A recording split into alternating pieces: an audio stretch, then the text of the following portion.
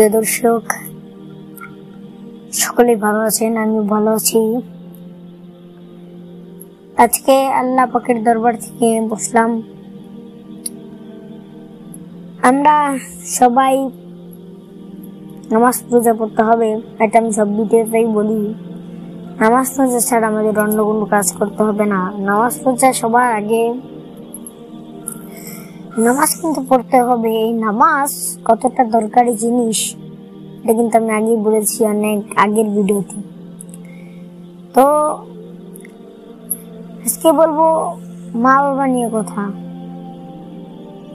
মা বাবা আমাদেরকে বড় করেছেন, মা বাবা আমাদের জন্ম দিয়েছেন, মা বাবা আমাদের লালন পালন করেছেন, মা বাবা আমাদের যা চাইছি তা দিয়েছেন, যা খেতে চাইছি তা খাইয়েছেন। তো অনেকে আছে মা বাবা বড় করার পর যখন মা বাবা বৃদ্ধ হয়ে যায় তখন তাদেরকে ভালোবাসে না। তো এই ভালোবাসাটা দিতে হবে আমাদেরকে, তাহলে মা বাবারা কষ্ট পাবে না।